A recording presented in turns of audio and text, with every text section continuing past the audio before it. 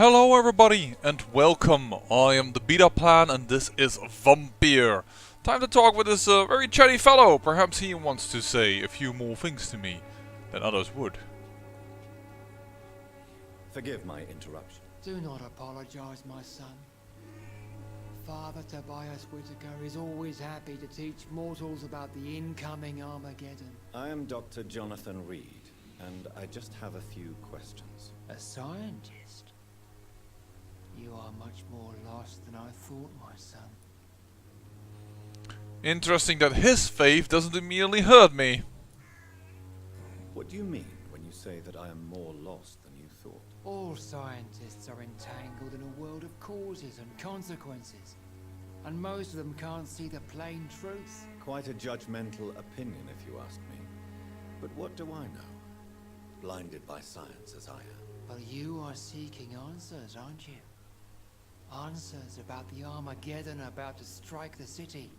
Answers about the hidden truth. Well, I suppose I can spare a few minutes listening to your so-called truth. As a doctor, you must be aware of the decimating epidemic. But let me tell you that this so-called Spanish flu is just the beginning of the end. What do you mean? The beast is finally revealing itself, corrupting the flesh and the heart of men. With my own eyes I have seen them, those minions from the abyss. Oh, sorry there, hit the mic. Really? And what would be your answer to this biblical threat? We must fight the disease before this legion outnumbers us. But not with scalpels and microscopes. No. What is left then? Cleansing fire. Okay. Tell me, Tobias, what exactly is your plan concerning the cleansing of this city? God will recognize his own. More than once this city has risen from the ashes, hardened and purified by the flames.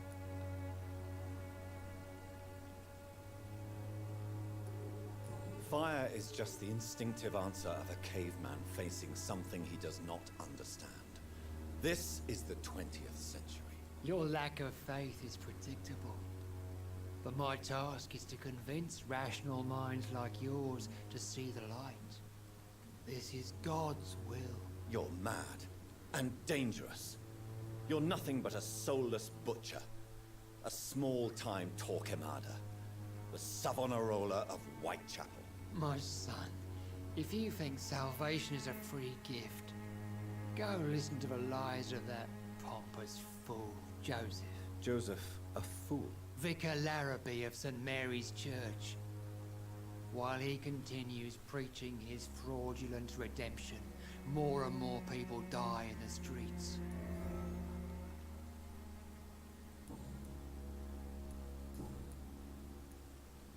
Have you any friends? Any family left in these terrible times? No. But I have a disciple I see as my son. He is so devoted. I sent him to preach the good word in the heart of this corrupted city. Where did you send him? I sent Samuel to the Stonebridge Cemetery, where the pestilence and evil grows night after night. You sent him to a cemetery? Where is anyone even going to hear that sermon, you numbnuts? You sent him on some preaching crusade during the epidemic. As a true believer, Samuel will fear no evil while he walks through the valley of the shadow of death. Oh, come on, that quote is so misused so many times. It's appalling even. Do you know Nurse Dorothy Crane from the Pembroke Hospital? I'd like to know more about her. I don't like the liberal ideas of nurses, but I especially abhor that Nurse Crane you mentioned. So you're not exactly a fan of Florence Nightingale's work. But nurses are essential for modern healthcare. Nuns should be the only women allowed to take care of male patients. It's obvious only they have the necessary moral fibre. Why do you hate Nurse Crane more than other nurses? Before coming to London, she was a member of the communist resistance in our country. That's what happens when you let a woman get involved in politics. You are a serious person of the 20th century. Well, not according to us, Dr. Reed, but my dear lord, if you would say these type of things in this century, in many places people would look a little weird at you. Had enough for tonight. Goodbye.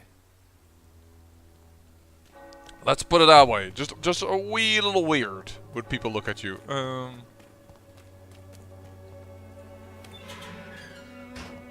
Just gonna have a look-see around the chapel. I wonder if we can ever enter this place.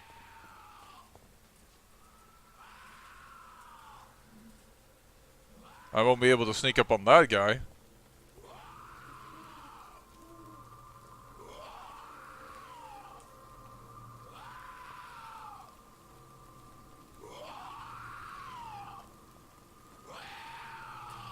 Can I? I'm right next to him, but... Nope, I tried, but... Whoa! Hey! That's unfair! You suddenly got allies!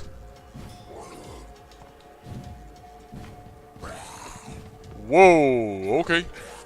No, just...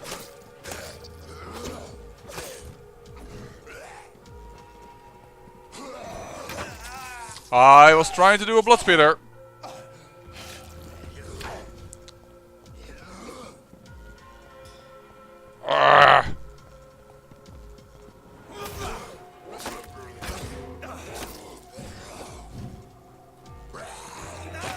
Ow! The own heal sometimes takes so long. Why did I do that? He's resistant to that. I sometimes still think I have the stun device active. Oh, that cost way too many bullets.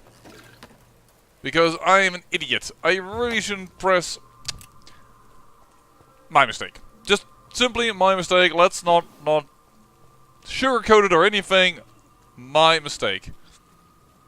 Quarantine, influenza. Where does this lead on the map? Into the back area of Whitechapel. Perhaps for another time. Why the heck did I shoot? Bullets are already a rare commodity in this game. I have the feeling.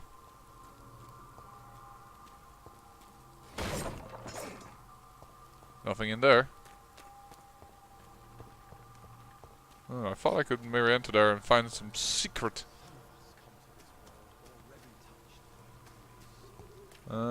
I hear a voice.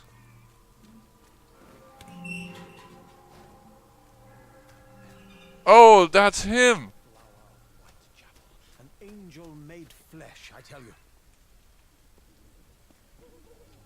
Where are we on the map in comparison to the rest? That's just... Oh, that's just right behind him. I assumed this is his disciple. Good evening, sir. I'm Dr. Reed. I would like to ask you a few questions. Please be my guest. Although I may not be the best informant regarding this part of town, my words speak about that which the eyes cannot see. Really? Are you an artist of some kind? I'm a poet, sir. Richard Nethercott, at your service.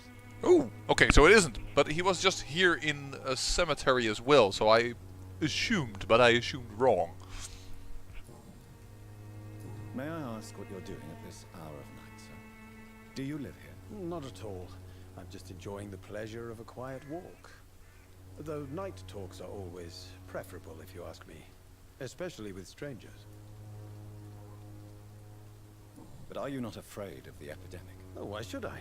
I see some equity in the Spanish flu.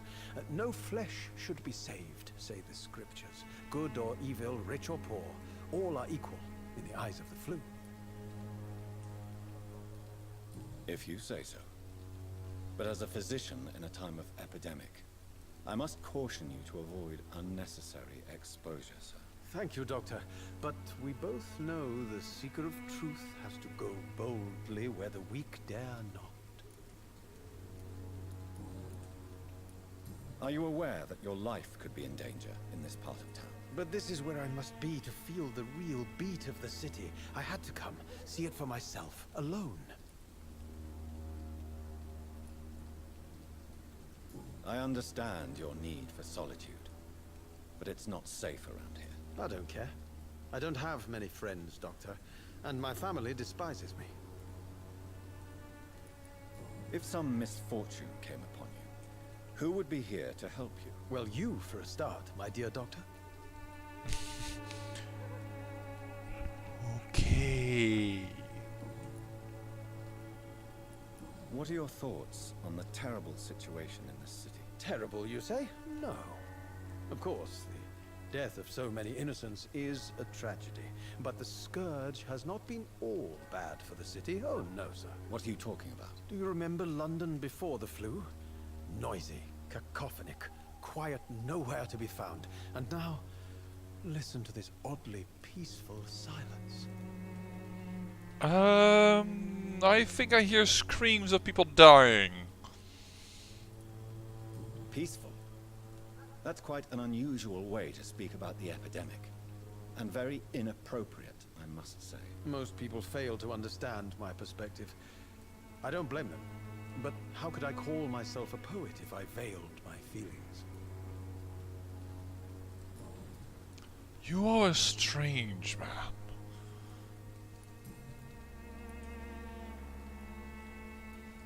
Tell me, Mr. Nethercott, why seek inspiration in Whitechapel?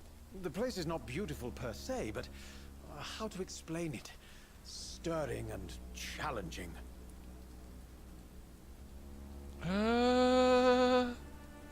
Do you not think it a little morbid? On the contrary, sir. Whitechapel is full of life, full of beauty. Just like my dear muse, the wonderful Camellia. What can you tell me about Camellia? Not much. And that's the beauty of it. She can't speak, you know. She's a locked mystery who exhales kindness and sweetness.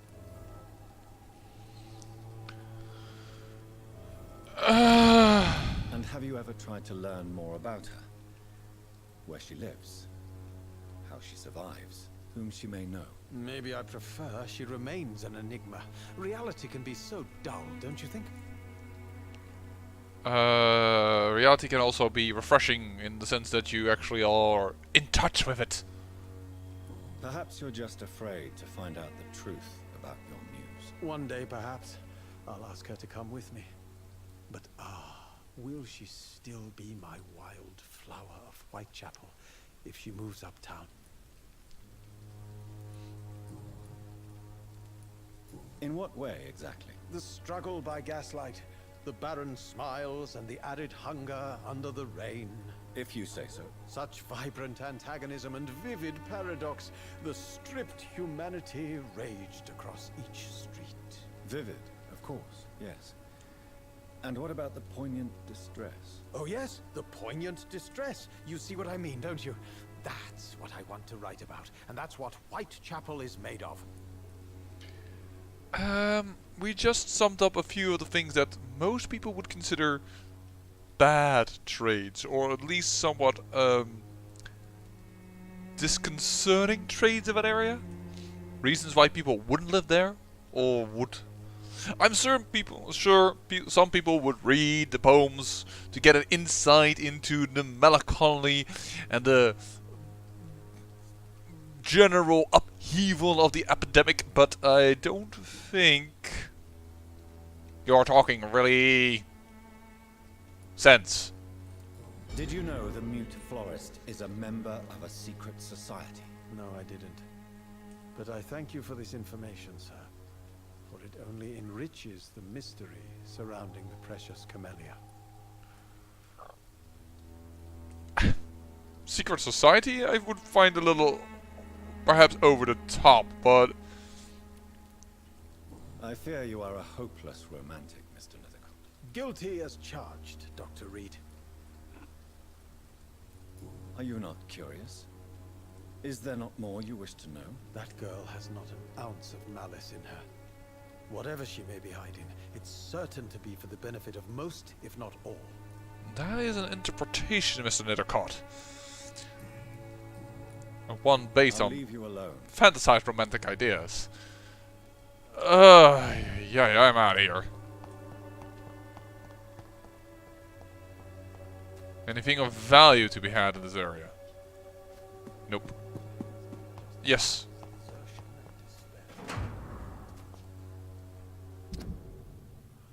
Sycophant Publishing Ltd. Lavender Court, Camden Street, London.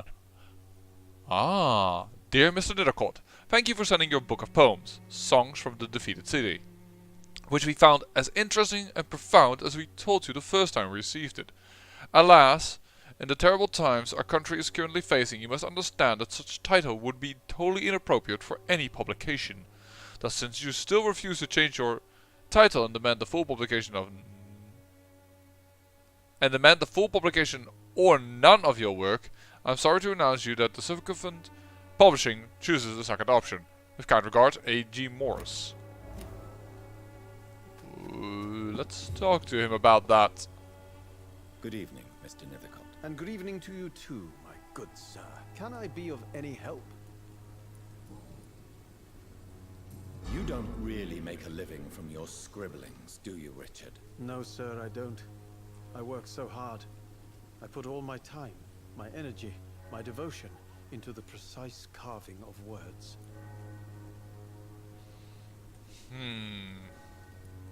When she was younger, my mother was a painter and a poet. She told me many times how poor her artist friends were and how she helped them. My parents pay for my rent, my food, and my clothes. All I have to give them in return is lies they do not believe. You seem embarrassed. Someday I hope to proudly offer my first publication to my parents. Until that day, I'll remain the failure of a son they have to support. Terrible, terrible. I do believe now, however, we do have everything of you, don't we? Mr. Nethercott. Oh, you actually have a cold. But otherwise, you would be worth 2,100 XP without really killing somebody of the plot, I have the feeling. But I'm not sure if I should still do that. I said I would go for a pacifist run, not killing people. But I have to admit, sometimes I yearn for a little bit more blood, XP, in order to improve my abilities, because I have the feeling I'm really weak at times. Well, we've found the safe area, we just haven't found the safe house yet. Or we might take a rest at night. So I'm just looking. Why can I not enter this alleyway?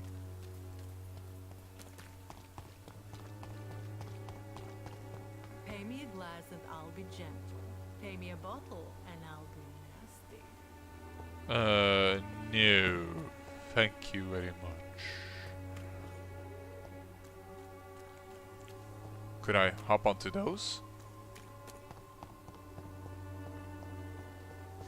Doesn't seem like it.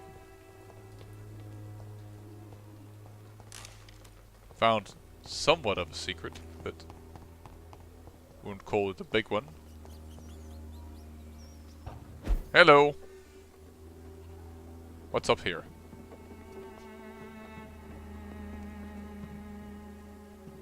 Nothing much. I see a house though. I see somebody inside even. But how do I enter? Or are you not meant to enter? No, you are. Hello, young man. I'm Dr. Reed, and I would like to ask you a few questions. May I enter, please? Sorry, no, sir. My father does not like people entering our house, you see. Your father is worried about you, boy. He asked me to look for you. So my father actually worries about me then? Okay then. Come on in. I'm Harry, by the way. Is there only pain and suffering in this world? Peterson. Oh! Joe Colossus. Interesting. We didn't even know that yet. And I think there was actually another house that we saw near the... where we first met the Even my dreams are soaked with glue. journalist, where we actually found ourselves also being able to enter something. Let me just steal something right in front of your nose, though. So, may I ask you a few questions? I'm not bothered. What could be worse? How do you feel? I'm fine. I mean, it's not easy every day, but I'm fine. I'm just tired of being sick all the time. If only I could be tough, like... well, you know.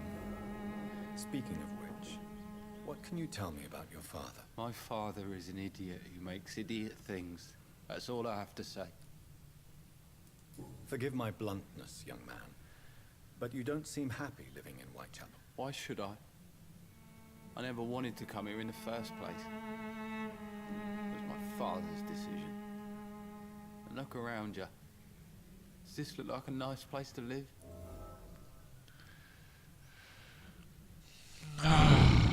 You have a roof over your head, a place to call home. Many people here are not as lucky, you know. That's exactly what my father says. Harry, you should be grateful for what you've got. But I wasn't even consulted when we moved here. Okay, I can understand that being a little bit peeves you off, but still. If life here is so terrible for you, why don't you just leave this place? Have you ever spoken to your father about it? I don't go outside. It terrifies me so. I went outside once without my father noticing and I saw terrible things. Bloody and frightening things. So that's why you stay at home all day? For fear of the epidemic? I'm not afraid of disease or death, Dr. Reed. It's the living I'm afraid of. 20th century emo.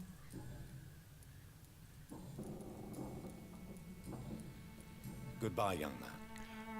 Take care of yourself. Actually, I am curious about his opinion about Nurse Crane. May I ask you a few questions? I'm not bothered. What could be worse? Do you know Nurse Dorothy Crane from the Pembroke Hospital? I'd like to know more about her. Yes, I know her. She came here to examine me when I was very sick. She said I should go out more. Goodbye, young man. Take care of yourself. Alright then. Dreams are soaked with glue. Let me just take some stuff. Ah, he was standing in front of this before. It's locked, all right.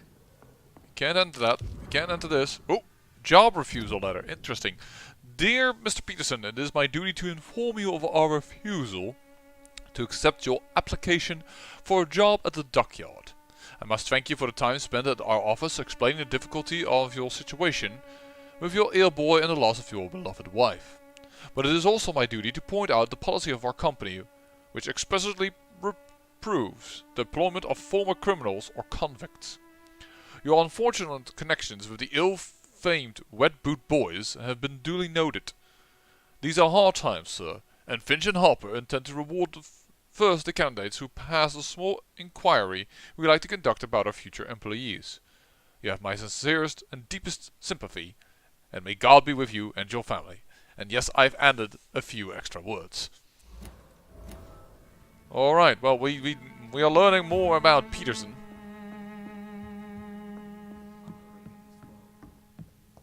Man, Harry, you're not making it easy on your father by being all this gloomy, I tell you. Oh, now we can just open the door without any issues? Interesting. You again? What do you want this time? Well, we found out a few things about you, sir.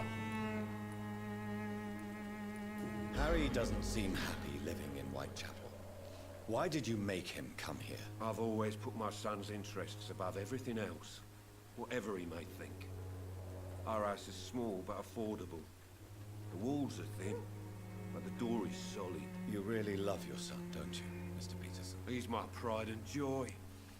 Even if he hates me for the choices I make and pushes me buttons more than he should. Do you have any regrets? Only one. Not to have my beloved wife by my side. She died when Harry was little. My sweet Jane. She gave the boy confidence. Since the criminal nature of your job means you could be arrested, are you not afraid of what would happen to your boy if you were? No one will ever take my son away from me. If that ever occurred, I'd hunt the bastard down and rip off his head with my bare hands. It's interesting, by the way, that he's called Colossus Joe, he told us, but he seems to be smaller than us. Why do you keep on working for the gang, Joe? You know it doesn't suit you. It's true, I hate this job. And I know I made some bad choices, but I'm a wet boot boy now. And people won't forget it. You could leave tomorrow. Start another life in another town. That's easy for you to say, Doctor. We are poor. My son's weak. And there's no way he'll endure another disappointment.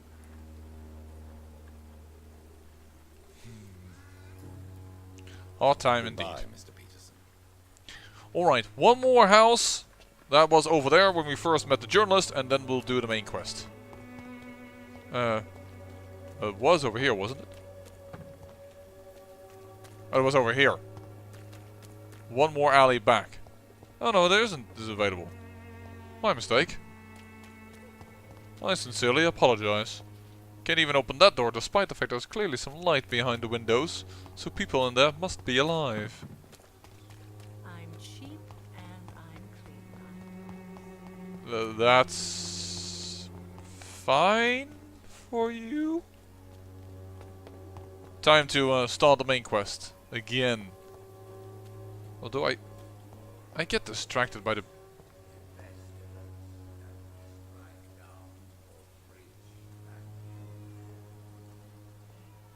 I hear a voice.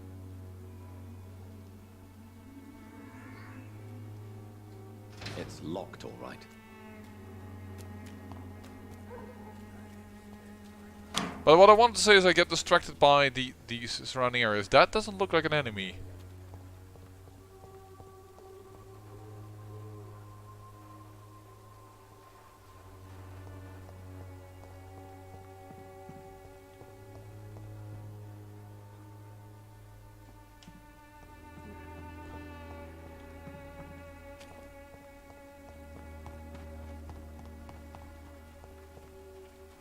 Where the heck is these voices coming from? I see voices. I hear their conversation, but I don't... But they're further away than apparently the lady that I've seen. That's... remarkable. Let's talk to her. Good evening, miss. Good evening, sir. Are you interested in a miraculous cure for this unknown and deadly epidemic? Actually, I am. Then you have come to the right place. The famous Swanborough cordial is all you need to help keep you in perfect health. Oh, really? Why didn't I hear about it during my studies? I'm Jonathan Reed, by the way. Dr. Jonathan Reed. Ah, my brother has spoken of your research, sir. I'm Loretta Swanborough, and it's always a pleasure to meet a fellow healer. Yeah. She does look in perfect health, I have to say. Tell me, who intrigues you most in Whitechapel? The region itself is something to see, but I would say Camellia the mute florist who gives away her flowers. A lot of people are talking about her, and she does...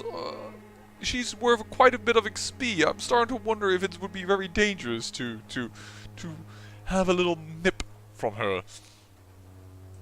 What do you think of the locals? Most of them are afraid or desperate.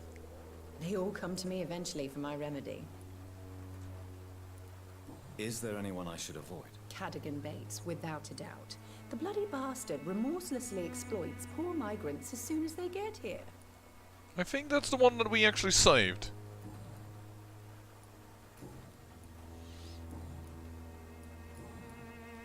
Do you know Nurse Dorothy Crane from the Pembroke Hospital? I'd like to know more about her. I don't like to talk about competition. Competition, you say? Never met her, but it seems she provides some sort of medical care to the poor. The whole thing has to be some sort of scam, if you ask me. Says somebody with a wonder Goodbye, cure. Miss Swanborough. Perhaps we'll talk again. That is very interesting. It When must be. science fails you, this elixir will give you faith again.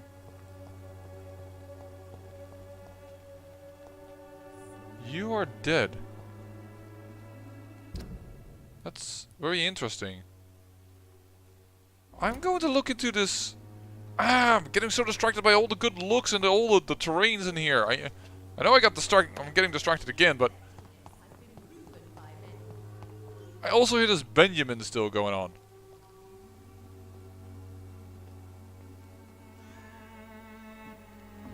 Oh wait, this is where we saw the boy.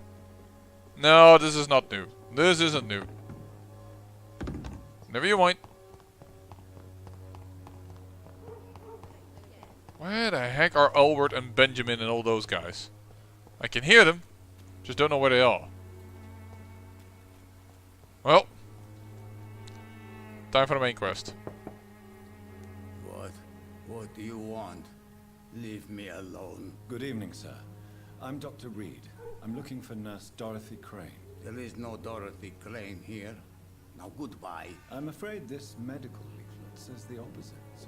Really? Well, I'm afraid I'm going to close this door right now. Go bother someone else, Mr. Doctor. To enter that house, I must discover who this man really is. Maybe I could start by observing what he's up to.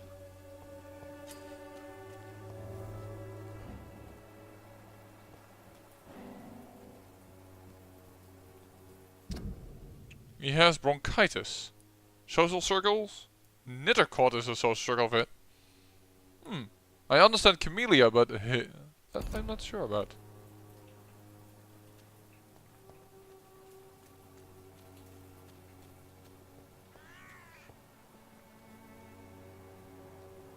I see a lot of blood here. Hello.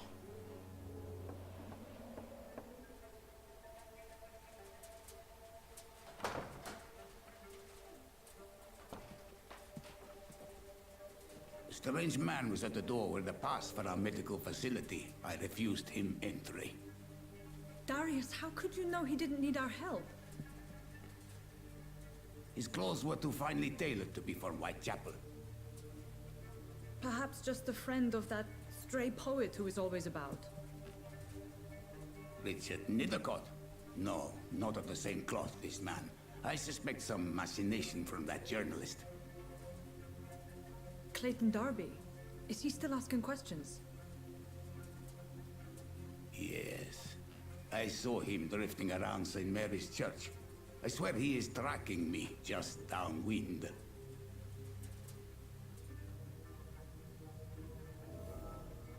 I cannot. I must talk to that journalist or the poet.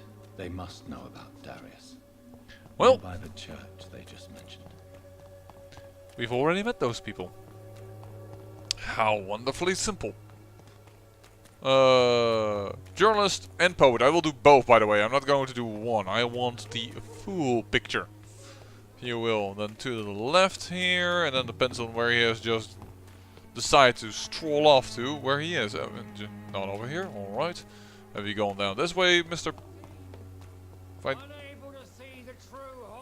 Find Clayton in the area. It's interesting that he seems to be rather tracking Knitterkov. Because this is Knitterkov. Region. Oh. I am barred from that. No, we already knew this one. Sorry. Already knew it. Knitterkov, you are around here somewhere if I... Yep. Enter in here. You're the first one I want to talk to. Because I know where you are. Good evening, Mr. Knittercott. And good evening to you too, my good sir. Can I be of any help? May I ask you a few questions about the district? Extraordinary part of town, is it not? I'll be glad to help you, if I can. What can you tell me about an old man called Darius? Darius Petrescu?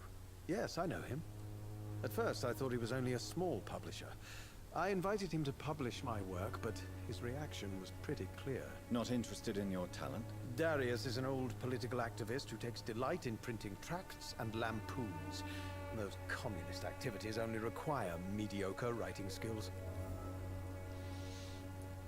That would go along with the Nurse Dorothy Crane, because we know that she is also part of, or originally part of, some communist plot or party. That would be the better word.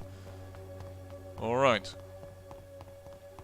I must say, for a florist, she doesn't have a lot of flowers she is attending.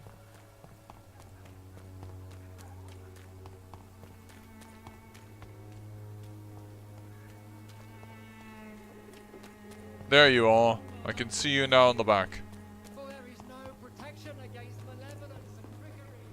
Good evening, Doctor. Can I help you? I heard you're investigating an underground medical dispensary in Whitechapel. What do you know about it? Not much, I'm afraid. They are wary of strangers, and I'm not really an acquaintance of theirs. Why do you care?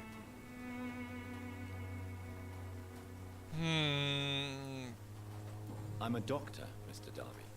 I care about everything involving public health and this epidemic. Are you sure you're not just concerned about the repercussions that a scandal involving a certain Nurse Crane from the Pembroke Hospital would bring? Without a doubt, you are a damn fine journalist, Mr. Darby. What do you know of her accomplice, a man named Darius? I don't know much about the man.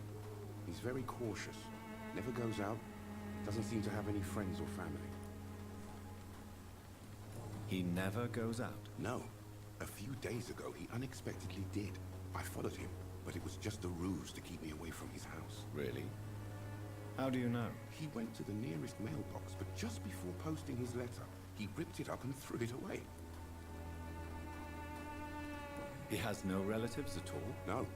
Except for that strange man, a poet named Richard Nethercott, who sometimes comes by. Darius would never let him in. Where can I find this Mr. Nethercott? He spends most of his time lurking around Whitechapel, talking to himself or declaring verses. These days, you can usually find him behind the church. Well, we already found that out before we got the mission. Alright. Goodbye, Mr. Darby. Farewell. Let's find that. Find the mailbox, indeed, and the letter. That was indeed what I had in mind. Nearest letter mailboxes. Would you like me to revive you? Yeah. Sometimes those sentences are so odd that it just makes me cringe. Find the mailbox.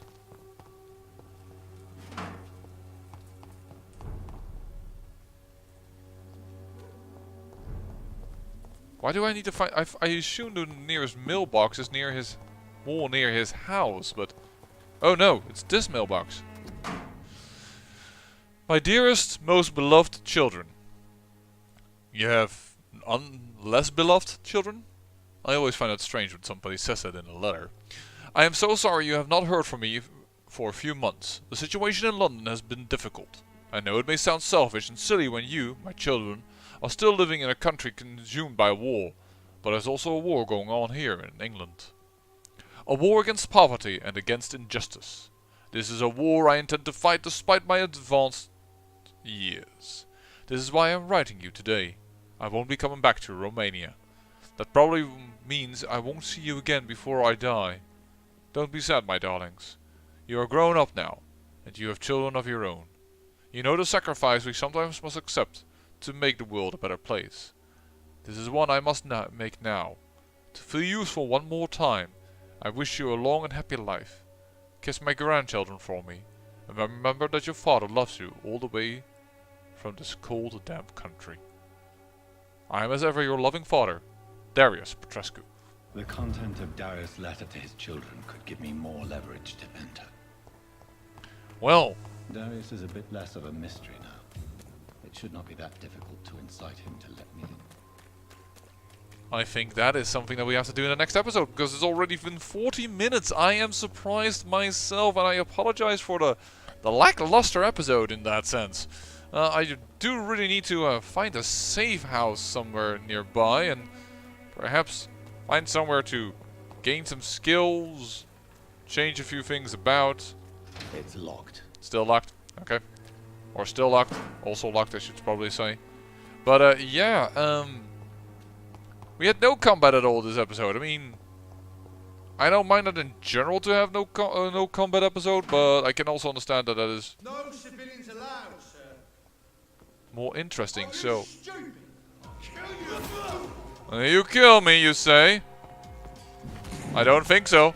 Because my watchers want you down. Goodbye, sir. And with that, I say I thank you for watching, and remember, great peril yields great beauty.